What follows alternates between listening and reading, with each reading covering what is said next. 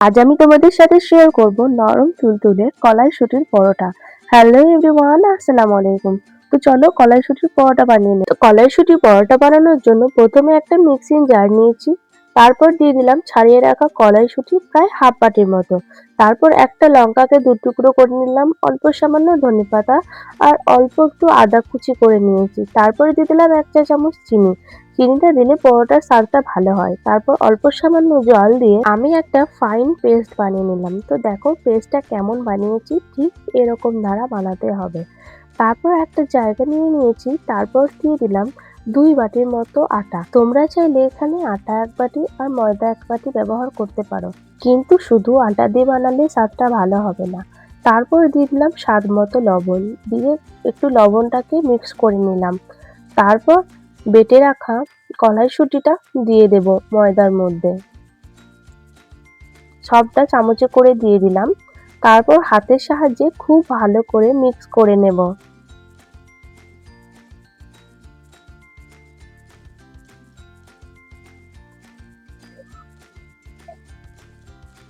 এরপর দিয়ে দিলাম অল্প সামান্য কুসুম গরম জল। অল্প করে কুসুম গরম জল দিয়ে ময়দাটাকে আমি মেখে নেব। ময়দাটা একটু চেটচেটে করেই মাখতে হবে। যদি হাতে খুব লেগে যায় তাহলে অল্প সামান্য সাদা তেল দিয়ে আবারও খুব ভালো করে মেখে নেব ময়দাটাকে। আমার এই রেসিপিটা যদি তোমাদের ভালো লাগে অবশ্যই আমার চ্যানেলটাকে সাবস্ক্রাইব করে দিও।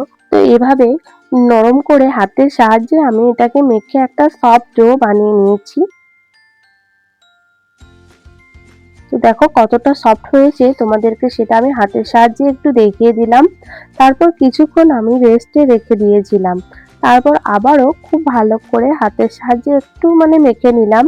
তারপর একটা বোর্ডের মধ্যে নিয়ে নিলাম। দিয়ে হাতের সাহায্যে একটু মেখে আমি ছোট ছোট করে লেচি কেটে নিচ্ছি। লেচিগুলো না আমি খুব বড় করেছি না খুব ছোট, এরকম ভাবে কেটে নিয়েছি। এরপর সবগুলোকেই আমি এরকম ভাবে কেটে কিছুক্ষণ রেখে দেব। তার মধ্যে একটা কর্নফ্লাওয়ারের স্লারি বানিয়ে নিই। তো 2 চামচ মতো কর্নফ্লাওয়ার নিয়েছি, অল্প সামান্য তেল নিয়েছি, দিয়ে খুব ভালো করে মিক্স করে নিচ্ছি।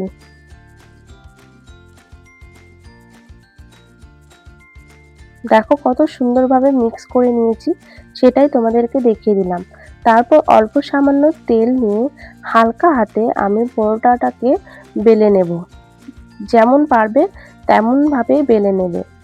বেলাটা যে খুবই সুন্দর করতে হবে তার কোনো মানে নেই, যেমন পারবে তেমন বেলে নেবে। দেখতেই পাচ্ছ আমি যেমন পেরেছি সেরকমই বেলে নিয়েছি। তারপরে দিয়ে দিলাম অপর থেকে ওই যে রেখেছিলাম করে কর্নফ্লাওয়ারের স্লেরিটা, তো ওইটাই উপর থেকে দিয়ে হাতের সাহায্যে মাখিয়ে দিলাম খুব ভালো করে।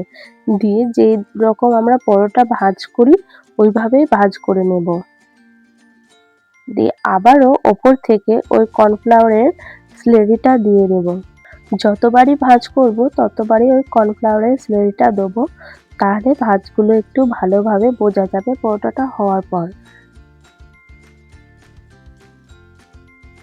দিয়ে খুব ভালো করে ভাঁজ করে নিয়ে আমি পরোটাগুলোকে রেখে দেব কিছুক্ষণের জন্য।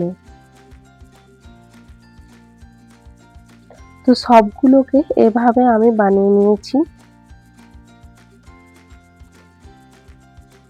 তো এরপর হালকা হাতে অল্প সামান্য তেল দিয়ে আমি বেলে নেব পরোটাগুলোকে।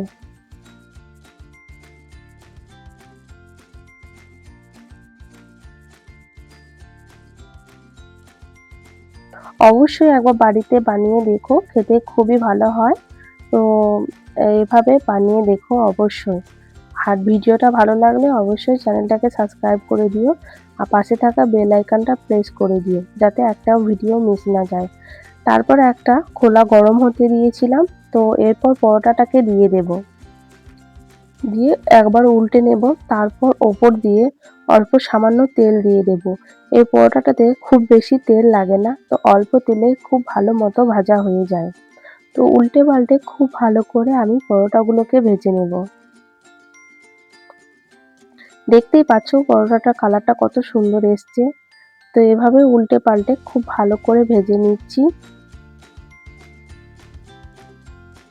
দেখো আমার ভালোভাবে ভাজা হয়ে গেছে, এরপর তুলে নিচ্ছি। আর একটাও তোমাদেরকে আমি ভেজে দেখাচ্ছি। অল্প সামান্য তেল লাগবে, পরোটাটাতে খুব বেশি তেল লাগে না। তো অল্প অল্প তেল দিয়ে আমি পরোটাগুলোকে সবগুলোই ভেজে নিচ্ছি। একবার অবশ্যই বাড়িতে বানিয়ে দেখো, খেতে খুবই ভালো হয়। এখন শীতের সময় কড়াইশুঁটি অ্যাভেলেবেল, যে কোনো হাটে বাজারে কড়াইশুঁটি পাওয়া যায়। তো এভাবে অবশ্যই একবার বানিয়ে দেখো। তো আমার এই রেসিপিটা ভালো লাগলে অবশ্যই ভিডিওটাতে একটা লাইক করে দিও আর চ্যানেলটাকে সাবস্ক্রাইব করে দিও। তো আজকের মতো এখানেই আসি, আর পরবর্তী রেসিপি নিয়ে আবারও আসবো। আসসালামু আলাইকুম, সবাইকে সুস্থ থাকবে, ভালো থাকবে।